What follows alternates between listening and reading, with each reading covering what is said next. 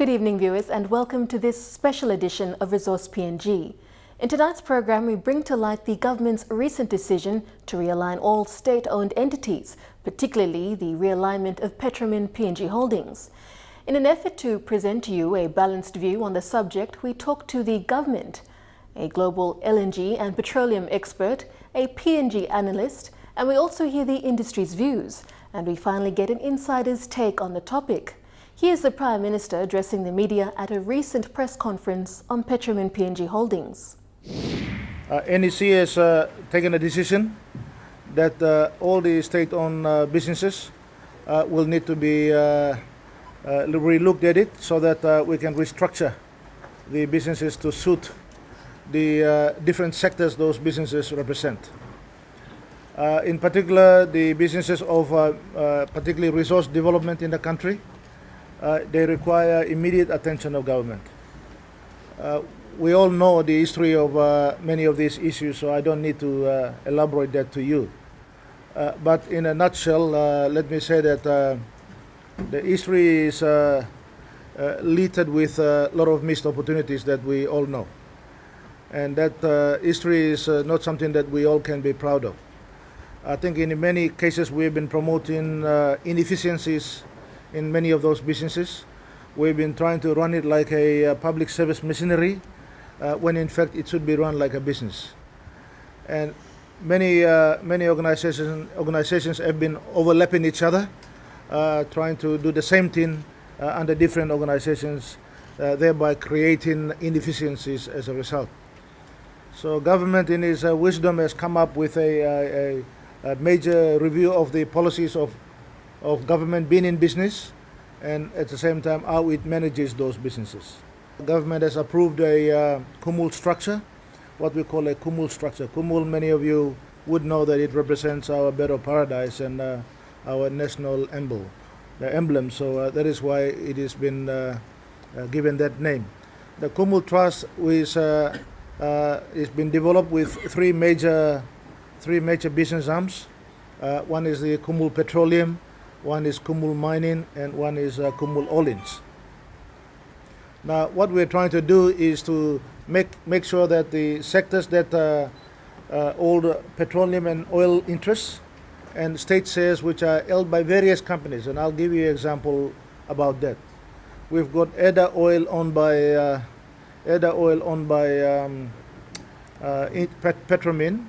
We've got LNG project now that is going on owned by IPBC, and of course the oil sets owned by IPBC also by IPBC General Business Trust, and of course the LNG project owned by IPBC through Croton.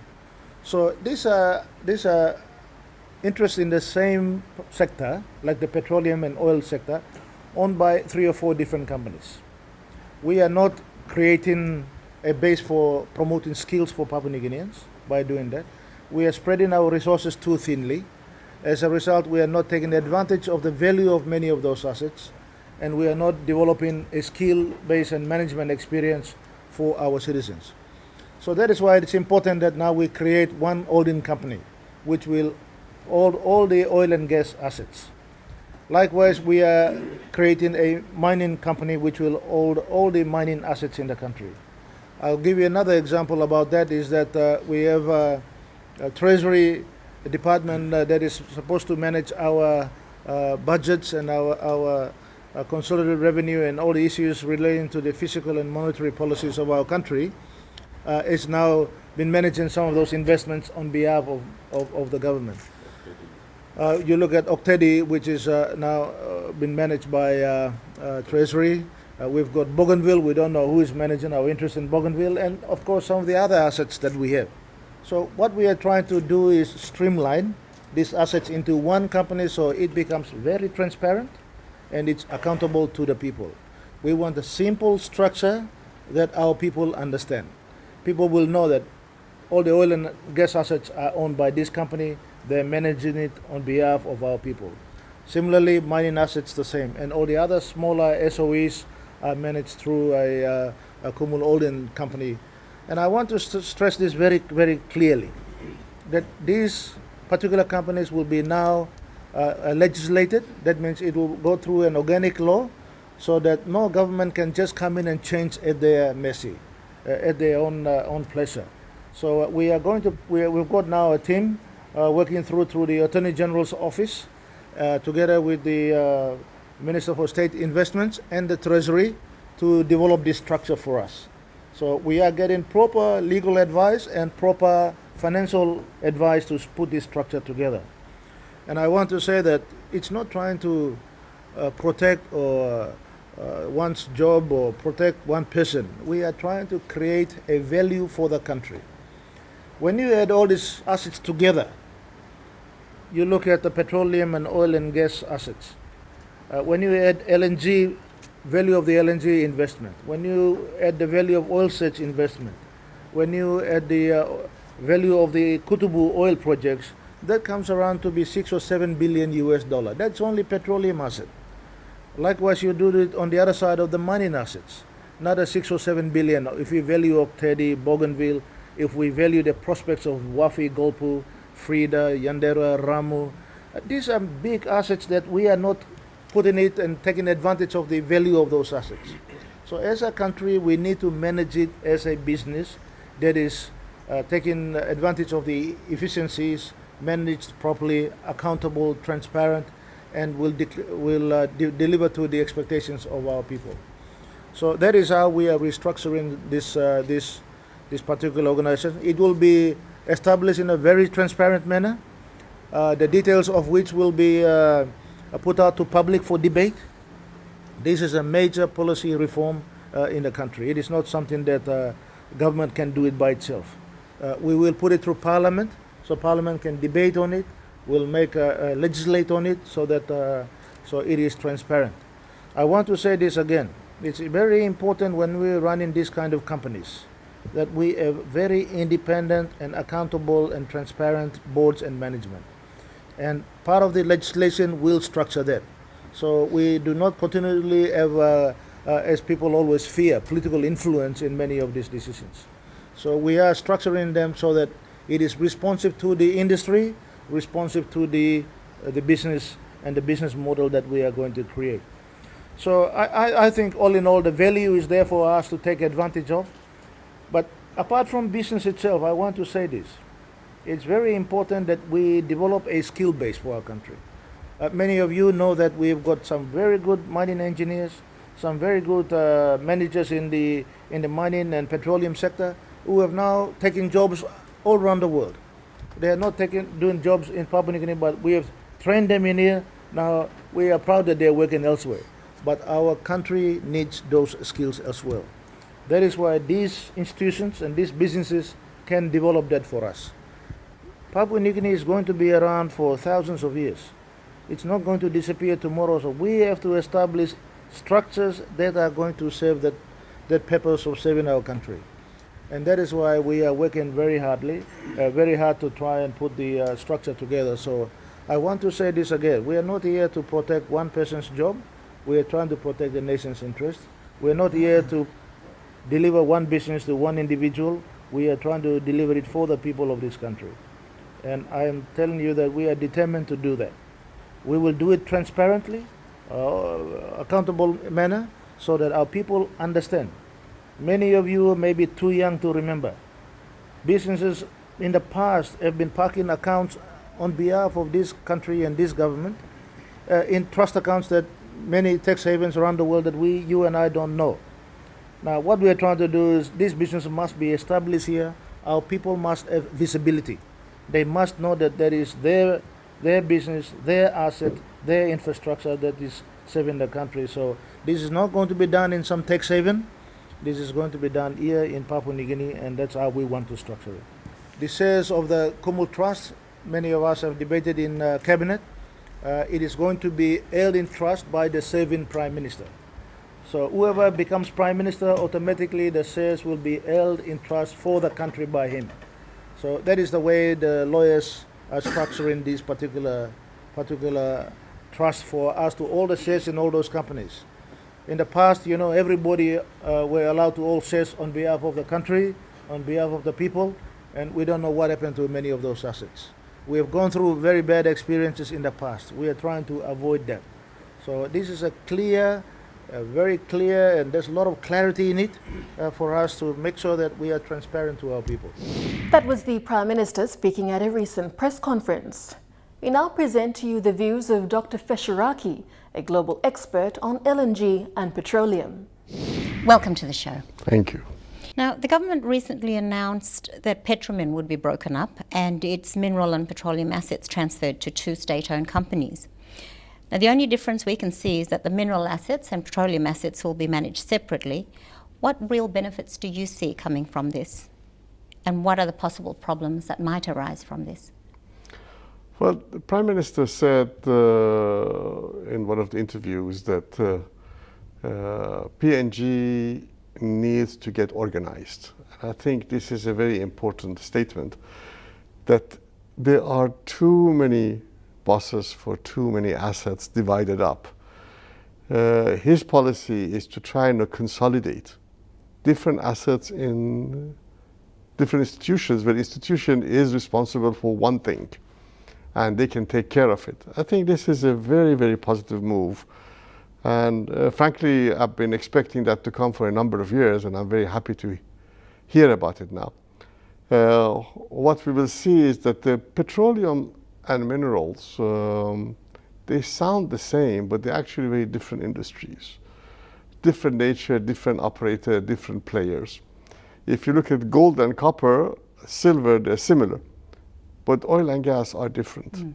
So it is reasonable to consolidate them in different organization and have a national petroleum company which takes care of one, and national minerals company which takes care of the other one. And I think this is the direction the government is going, to create Kumu Petroleum and Kumu Minerals. One would be the National Petroleum Corporation of Papua New Guinea, and one which would take care of the mineral side. This, I think, has huge benefits for Papua New Guinea, as the players outside know who they're dealing with. The players inside know how to consolidate, and the synergies of the size and different operations can lead to better financing, to better management, and to more ease in developing the projects and going forward. Do you see any problems arising from this? I think this is a problem solved, frankly, that if you don't do it like this, you have a problem. But I think that the direction is the right direction, and it will lead to very positive results. Consolidation is the key. Specialization is the key. If you divide up assets among different players, then different players come and go. Their influence in the government changes, their role changes.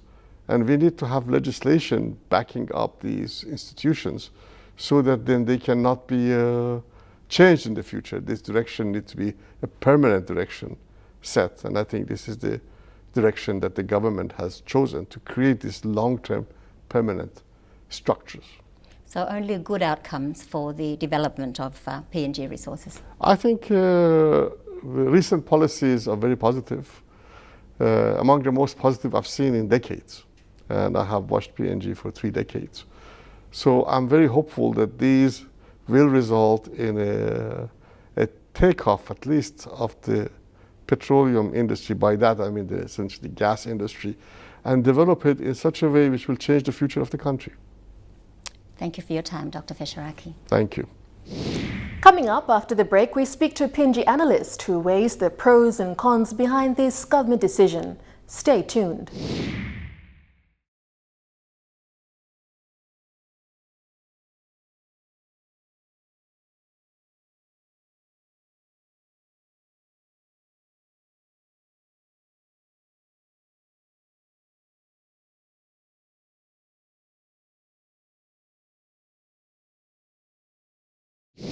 So far on the show, we've heard of the benefits of this restructure. The government says it is necessary to remove inefficiencies, duplication and overlapping of participation. We now speak to Paul Barker, the Executive Director of the Institute of National Affairs, on what should be the principles for successful state-owned entity restructure. There was a logic to making some sort of reorganization. IPPC was set up through a very careful process back in the beginning of the last decade. The Petromin was established to be managing the state's equity in petroleum and mining projects. But then very shortly afterwards, you had Croton established to manage the state's equity, Croton, which became the National Petroleum Company, to manage the state's equity in the PNG LNG project. So in a way, you took the jewel out of the crown of Petromin, which was expecting to manage that. And you had, in the end, two separate mineral resources corporations holding the state's equity in different mining and petroleum operations, set up in a slightly ad hoc manner. And yes, there's a logic to reorganizing that. On the other hand, whenever you do reorganization, it creates some sort of instability. IPBC probably was set up with good consideration. It was disrupted occasionally. Its governance system was disrupted, but then it was put back in place and reinforced again by Samikar Marata during his brief period as the minister. There is a logic, and the government is arguing that there's a logic of separating mining and petroleum, and they argue that partly on the basis of how private sector companies operate. Private sector mining companies tend not to want to run petroleum operations. Even mining companies that are involved in, for example, iron ore or coal or whatever, don't necessarily want to be mining companies. So you see companies like Newcrest, which are concentrating just on gold mining, other companies in other areas. So there is an argument to have a certain specialism and to be able to really build up a capability when it comes to negotiating with other partner companies internationally, and in terms of representing the state of Papua New Guinea in making sure that PNG gets the best deal that's possible. There is a logic to that, and so some sort of reorganization is sound. Now, some of the details of the proposed 3 kumals are still a little unclear. There seems to be a little bit of amateurism, if you like, in some of the aspects of it. There's references to mining, to management and administration separately, and yet management and administration are really one and the same. So there needs to be a little bit of refinement and clarification of the details, and probably that does require a certain amount. It's been prepared a little bit, as far as we can see, behind closed doors within government. It probably could do with a little bit of consultation with professionals outside government, and as far as I can see, it probably didn't involve even a lot of consultation with some of the other government institutions. So a little bit more consultation and advice from the private sector on how to structure these organizations would be a good idea. It's got some unusual characteristics. You know, the idea of having the current and the past prime ministers as being the shareholders is certainly a little bit untested and unusual. Certainly, Petromin just had one, effectively, the prime minister of the day being the shareholder, and in the past, the shareholder for all state-owned enterprises was the treasurer, but it was quite clearly the treasurer on behalf of the government and the people of Papua New Guinea. There is an advantage to having, yes, ultimately the state being seen to be the shareholder, and the boards being clearly one step removed, so that the prime ministers, leaders of the opposition, and other senior state officials being, if you like, the appointing authority, but then having the boards being one step removed, because that enhances governance and accountability. And this is being all established, according to the Prime Minister's statement, 2 ensure good governance, accountability in the interests of the people of Papua New Guinea. So that mechanism is a little bit unusual. I'm not sure that it's necessarily the best mechanism, but it might be better to just make it plain that the shareholding is in the state of Papua New Guinea. But yeah, there are different ways of doing things, and I think a little bit more clarification. And clearly, the Prime Minister would be able to argue, well, look, just having it in the name of one minister or of the Prime Minister isn't adequately accountable, and by having these other Prime Ministers in there would make it a little bit more balanced and have checks and balances. But yes, Prime Ministers are not necessarily the most experienced equity holders or the most experienced sort of managers in themselves. So if it's just a nominal thing that they're there representing the state of Papua New Guinea, well, yes, it's unusual. Maybe it does raise questions whether that is the best mechanism. Why not actually have the shares directly in the state's hands, but having the Prime Minister and other players involved in the appointment mechanisms. But the Prime Minister's there as chairman of cabinet. He has substantial authority in the whole thing.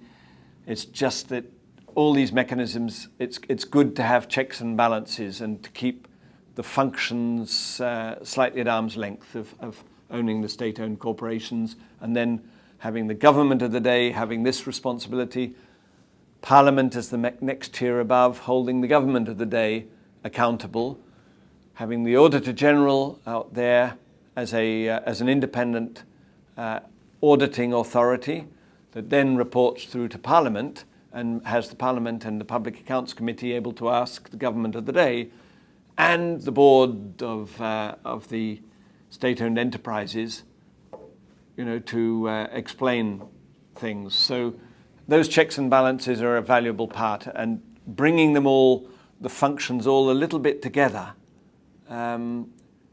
makes it a little bit difficult then to go to Parliament and say, well, who are you reporting to?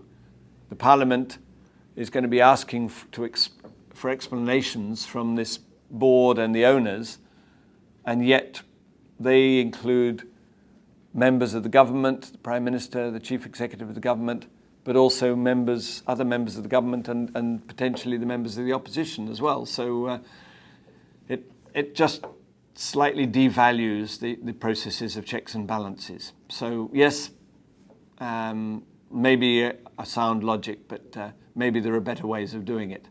But certainly in terms of rationalising the organisations, yes, there's room for improving the mechanism that we had in place, but it's important that we do improve it and we don't just create another set of problems. Well, this is an organisation which is going to be holding a very major portion of the state's future revenue through the state's dividends from these corporations, but also in terms of all the state-owned enterprises which are providing utility functions, through the Kumul holding the equity in telecom, PNG power, water, and so on. It's important that they are accountable, that they're delivering services. It's not just a case of getting maximum profitability. You want maximum profitability, as it were, from the state's equity in the commercial entities, but you also want to make sure that we've got efficient and competitive service provision coming from those utilities, telecom, and in some cases, you want some of those entities actually to be subject to more competition from the private sector, because competition is the tool that makes corporations efficient. And if you don't have competition, they can become, if they effectively monopolies, they can become relaxed and inefficient and not providing the best service to the private sector and to the wider community. So you want these bodies not only to be subject to their own boards, but to be subject to other government authorities that are responsible for competition. ICCC is responsible for competition in most fields, but you've got NICTA being responsible for competition in the telecommunications area. So you want those different responsibilities to be in place, and as I say, you want to make sure that they are subject to independent audit and not hidden behind a more or a less accountable mechanism. And you do want the accountability of the Kummel boards to go to government, but also to go to Parliament, and to be fully accountable to the people of Papua New Guinea, and not managed almost like a separate government. That was a problem that was starting to happen before under IPBC, during the time when it was making itself exempt from the country's public finance management system.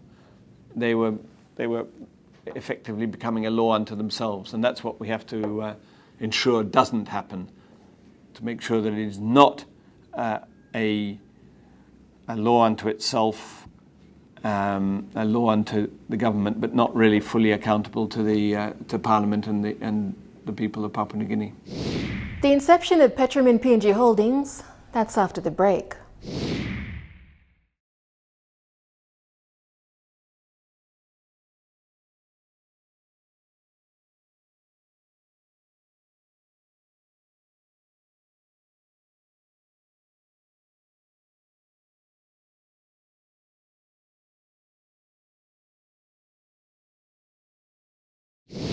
To increase the state's ownership and economic gains, it was recommended by an advisory committee to create a state-owned oil, gas and mineral company that eventually became Petromin PNG Holdings.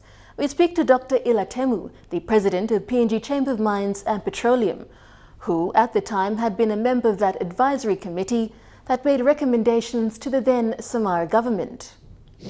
You were part of the advisory committee that recommended the establishment of a state-owned mineral and petroleum company that eventually became Petromin. Can you talk a bit about the report that these recommendations were based on, and what was the vision at the time for this state-owned company? Yeah, thank you. And yes, there was a panel set up a couple of years ago where we were asked to look at state equity. I think it arose out of the Origin arrangement as a public company, where after Origin was taken over by Oil Sedge, then there was need for an alternative structure to hold state equity. And so it was on that basis that we were asked at that time by Cabinet to look at what would be the options to put in place so that they can hold state equity. State equity under government policy, under mining it takes on 30% equity, and under petroleum is 22.5, which includes both landowners and government as well. So we need to park this equity in some entity, because at that time Origin that was established to hold this equity as part of the option arrangement that at that time was no longer in existence after the takeover by or amalgamation with Oil Sedge. It does make sense. It does make sense for the state to hold equity in mining projects because for investors it provides a level of comfort that the state is involved in projects and that there is a direct interest by the state in many of these projects. So on this basis, the panel at that time recommended to the government that a single entity be set up to hold both petroleum and mining interests in this single entity. And I think that was the basis for the establishment of Petromin. I guess the issue that arises from that is how much uh, flexibility is given by the state for Petromin to exercise its function in a fully commercial manner, and I for one feel that Petromin may not have been accorded that right to function as a full commercial entity, especially in terms of the options that are available that can bring in equity that could create cash flow for Petromin, because that's the trick, isn't it? After the option is taken up, then the cash flow from that equity must fund the level of activity for the organization. And I have a feeling in case of Petromin, I think that opportunity may not have been fully fledged in terms of any future options that were available for Petromin to take up. But you know, it is a structure that's consistent with current government policy that state through these entities must take up equity in these projects. Okay, the Somare government at the time expanded on the recommendations of this report to participate in production and development of mineral and petroleum assets. Do you think this complicated the initial focus of Petromin other than holding stake equity? I think in terms of the policy on equity, one of the big risks that needs to be overcome as part of the equity option is that state or the government through Petromin or other entities must not take up the risk of exploration, for example. So the option only kicks in after a resource has been proven and there is opportunity to develop it. I think the Petromin complication came about. I'm not sure if it was part of the decision process or it was an action that was taken by Petromin to take it one step further and get involved in the exploration programs, which I think undermines the risk prevention policy that the option arrangement had, where the state can take up its equity only after the risk is now taken care of and a development opportunity is being pursued. That's when the state, through whatever entity, can come in and take up the equity in a project.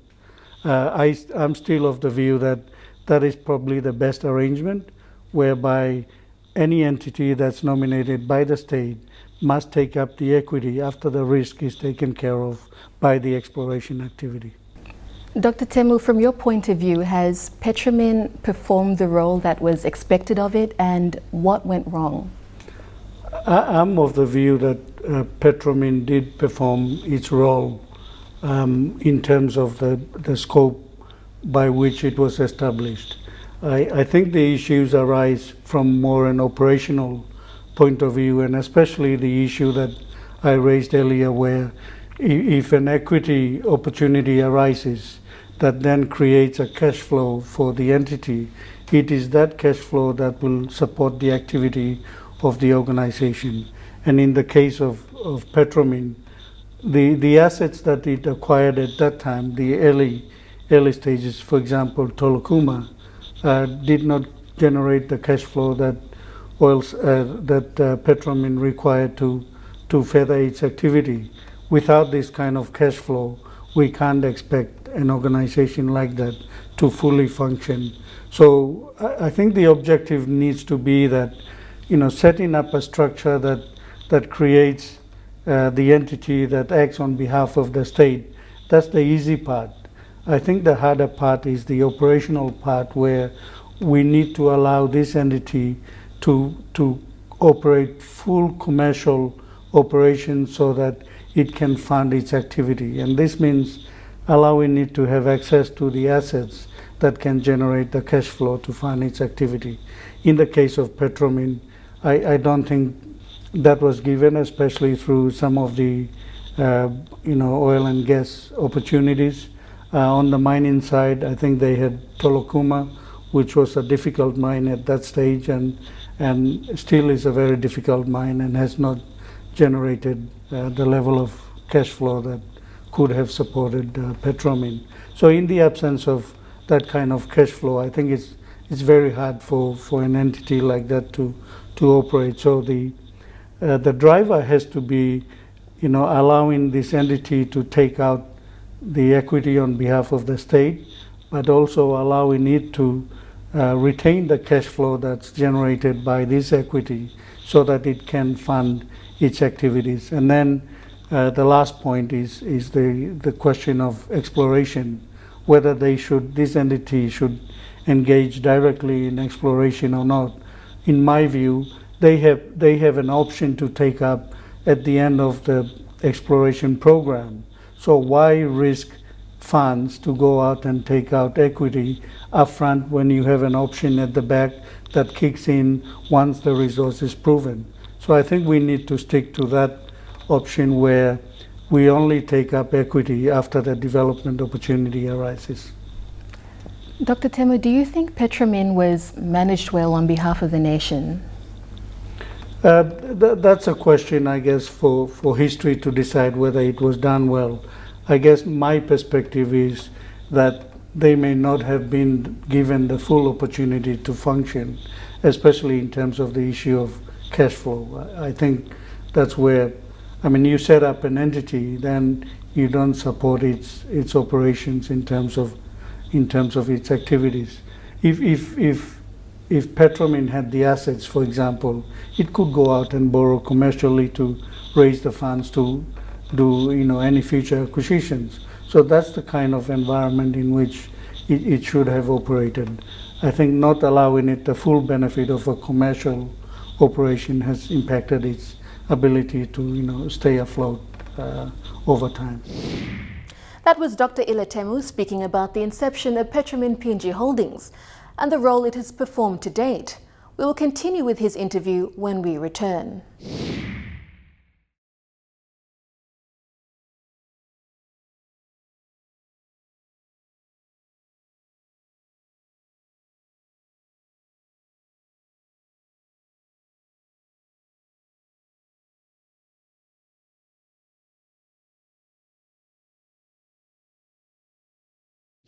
Thanks for staying with us on Resource PNG. If you've just tuned in, we've discussed the benefits and challenges involved with restructuring Petromin PNG Holdings. We now continue on with Dr. Ila Temu as he gives his view on the topic.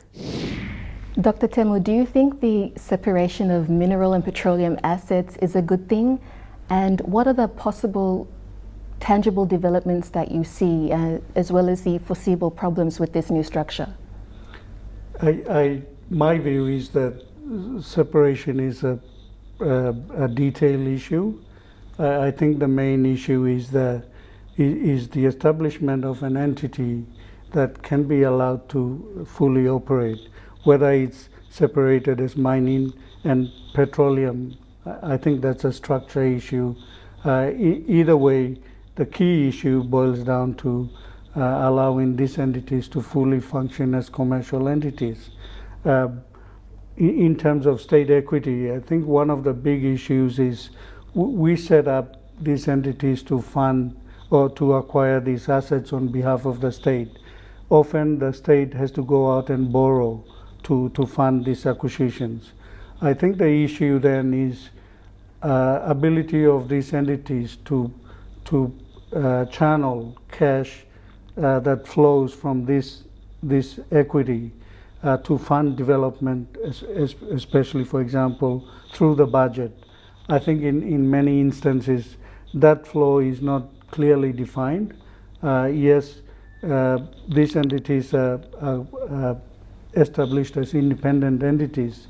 So the flow into the budget, for example, comes through declaration of dividends.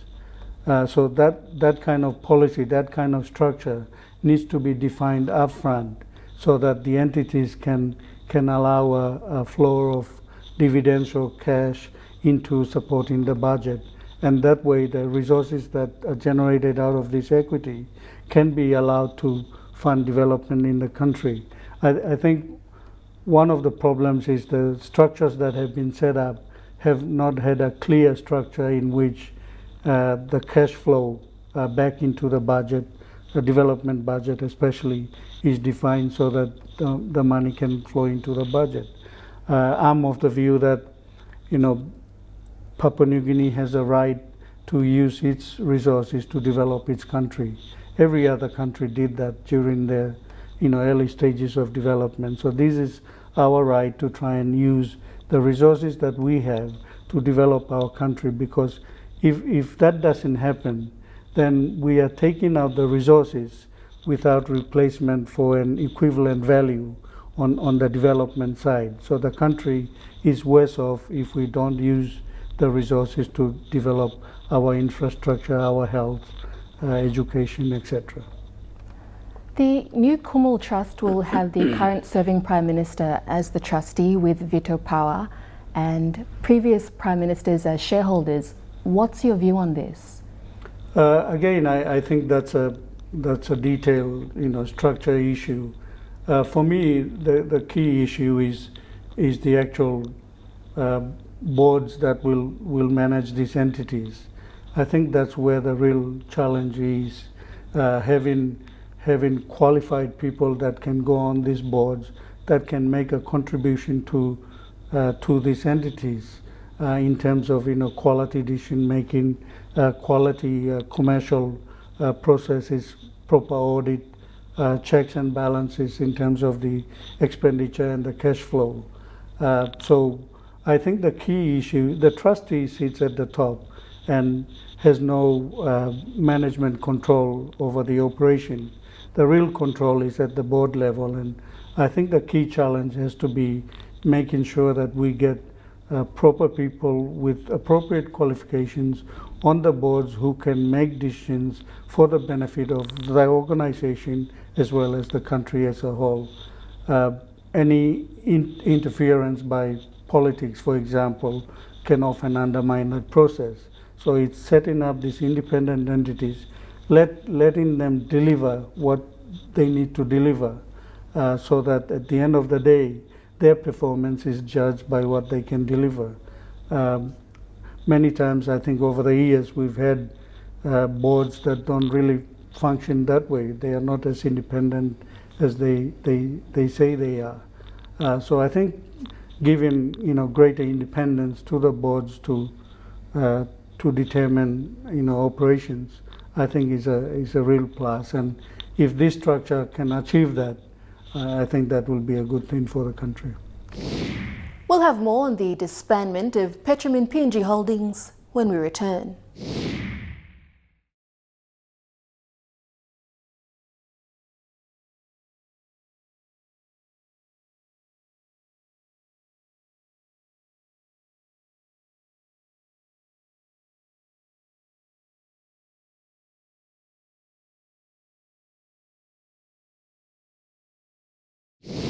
In this segment, we get an insider's take. We speak to Acting CEO of Petromin PNG Holdings, Arun Basu. Mr. Basu, Petromin's transformational journey began in 2007. In the earlier days, there was the perception that Petromin was a profitable entity, but not now. What's your take on this? Profit and loss is part of any business. Petromin's got two producing assets. One is its share in the Moran oil fields, and one is the 100% owned Tolokuma gold mine. Ed Oil has always been profitable and is still profitable. We are encountering some issues with the Tolokuma operations, which actually started from 2012. And because of issues that were beyond our control, the losses started to generate. And issues beyond our control was like weather conditions, flooding of the mines, and so on and so forth. But you got to understand that Tolokuma is a very difficult operation. Our taking over of Tolokuma sustained the economy of Central Province, which is a very remote province, and it kept the mine going. We are still managing the operation of the mine. Yes, we are in a loss situation, but that is part of any business. We have to sustain the loss and think about how we can turn it into a profit. You've talked about some of the losses Petromin experienced. Now, what about your revenue streams? How would you define Petromin's revenue streams? Petromin's revenue streams, like I said, is from those two assets. One is the sale of oil, and from Edda Oil, which is our share in the Moran project. We have 11.25% in the Greater Moran project. We get our share of the production in terms of the barrels, and the sale of oil is the revenue, and the net revenue is after we pay for the operating cost and the taxes and the levies. So we have a net positive revenue or profit from Edda Oil. From Tolokuma, we were making profit up until 2011, but 2012 is the first year of loss that we have experienced. Some of it is to do with operations. The other reasons would be beyond our control, like I said. Tolokuma is serviced, there is no road to Tolokuma. So Tolokuma is serviced fully by helicopter operations. And the helicopter operations get affected by weather and so on and so forth. So many factors have contributed to the loss of TGM last year. And I can tell you last year was the first time that we experienced loss in Petromin. There was never any loss in Petromin since its inception. You've talked about revenue and losses. There is a perception that Petromin's expenditure has been high, especially when your key operating entity has been Tolokuma Mine. Can you explain on that? In terms of the operations, like I said, yes, Tolokuma is an operating entity. And on the other side, the oil investment is an investment for us. For us, that operation is managed by the operator. When you ask about the expenditures, Tolokuma is a high cost operation. And the cost is basically more towards the fixed cost. I think about 80% of TGM's cost is fixed cost, which makes up the helicopter cost, the fuel cost, the power cost, and the cost of security and logistics. So whether we produce or not, that cost will still remain, just to keep the mine going, just to keep the flooding, not to flood the mine or avoid the flooding, and to maintain the workforce. You've got to understand that the workforce is from the central province and within the surrounding area. So we try and manage to retain the service and provide the continuity of employment. And because of Tolokuma, the consolidated expenditure is high. If you take the individual projects like Edda Oil is our share of the expenditure is as good as other investor shares in the project. But Tolokuma is extremely high in terms of expenditure, so that affects the consolidation. Okay, you've obviously experienced a lot of losses with Tolokuma Mine. Were these losses foreseeable before acquiring shares in the mine? Well, we actually thought about it, and as we progressed with the mine, we envisaged that the operations will be getting difficult, more so because of the absence of a road. There was a lot of discussion about building the road to Tolokuma, at least a mine access road. We did a lot of study and the feasibility study on the road itself, but it didn't eventuate. If the road was there, we could have reduced the cost of operation by at least 30-35%. So, and because there was no road being built, we envisaged and we realized that we would have to bear this cost and continue to run the mine on a high cost. Is it true that Petromin was trying to sell Tolokuma Mine to a developer, and why was this approach taken, and how were the proceedings concluded? Well, Tolokuma Mine, Petromin tried to get an investor into the mine because of its requirement to capitalize the mine, to construct the road, to refleet the operations, to refleet the mobile equipment. So there were a lot of funding required. And so it was necessary that an investor with adequate experience in underground mining would be sort of benefiting the operations. So there was this idea of selling the mine was basically not there. It's about bringing an investor who can develop the mine with us in partnership with Petromin. And how are the proceedings concluded? Well, there is no conclusion. It was just a discussion, and we still own 100% of Tolukuma Gold Mine. And there was no divestment or there was no investors that were sort of identified and brought in. So as we talk, we still own 100% of the mine. We continue with Arun Basu's interview after this break.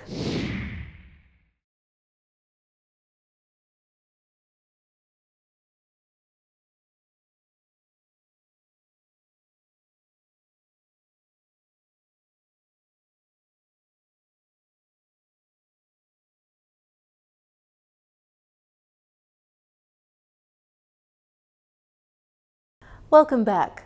In this final segment, Mr. Basu clears speculation on whether the Tolukuma mine was to be sold to an international developer. He also explains what will happen to Petromin's agreements and partnerships. Mr. Basu, overall, do you really feel that Petromin was a success story, and why? Well, see, you have to understand that Petromin was created by the state, and it's being restructured by the state for very positive reason. That itself says about the success of the company, that you restructure a company to leverage its the good work it has done in the very short period of its existence. We have built up the company from practically nothing to around 350 million kina of assets. We have built up a very systematic governance and structure within the company. We have been extremely compliant with all the statutory requirements in terms of operations in PNG. We have trained a lot of our national citizens as national engineers and staff in our sort of through our agreements with Shell and JPEX. So there is definitely a huge pool of talent in Petromin. And so these are some of the success stories of Petromin. I think through the restructures, those advantages will surely be, taken forward and capitalized. Okay, what are the possible tangible developments that you see with this restructure and foreseeable problems? Well, in our view, and the board, our board supports the restructure, and it has resolved to take this restructure in the best possible way, and the transition to be as smooth as possible. I think the restructure gives a lot of edge to the two new entities, Kumul Petroleum and Kumul Holding, and the future of these entities look very bright. I think the restructure, as it has been reported in the press, will give more certainty to the project and will reduce a lot of sort of issues that we now have about nominations and etc. But it looks good as far as the certainty and the development of all these projects coming up in the petroleum and the mineral side of the stories. These are huge investments, and these need to be managed for the best interest of the country and best interest of the Papua New Guineans. So we believe in Petromin, we believe that this restructure will achieve those goals. Mr. Basu, you see this as a good move by the government. Why do you think it's taken so long to reach this decision? Like I said, of course, this is a very good move, and this is a very, very positive move that the government has taken. Your question is about the timing of this decision. I think it's a very complex industry that we are in. A lot of issues will have to be taken on board before such a monumental decision is implemented. So there are many stakeholders, there are many investment decisions, and there are assets that are currently in operations. So you have to consider a whole range of issues, including legislative changes that are required to put all these structures into place. So I'm sure there has been a lot of thought given to this decision, and a lot of consultation done and to achieve to arrive at this decision. This decision is a monumental decision, like I said. It cannot be taken in a day or two. They have seen how Petromin unfolded the state has seen how Petromin has unfolded in the last 6 years. The government has had a keen sort of knowledge about the success of Petromin and how that success can be built up through this restructure. So the state has a better sort of idea about how the nomination and how the holdings will be captured. So it requires a bit of a time. It cannot be done in just a few days. So I think the decision is very good for the country. What will become of the agreement signed with Royal Dutch Shell? Well, the continuity will remain. As we understand, it's business as usual for Petromin. The stakeholders of Petromin have been assured by the state that it is business as usual. Wherever the assets will be parked, all these agreements and sort of arrangements should be assigned or transferred. That is my understanding. And I'm sure the state will take into account all these arrangements in place in the course of the restructure and putting it in the right shape. That's my view. So nothing is going to, terminated or collapsed, or it's business as usual. The continuity will remain. That's how we. Okay. And which includes the staff. Sure. The staff will also be absorbed through this restructure. As well as the head office? Head office, yes. We'll have to wait and see how they want to, which entity, or if all the entity, I have no idea at this stage, but the building will remain. It's a Petromin legacy after all. So it's for our shareholder to decide how that building is utilized. According to the O'Neill government, the restructure will organise the way state-owned enterprises are managed, eliminating inefficiencies and duplication and overlapping of roles.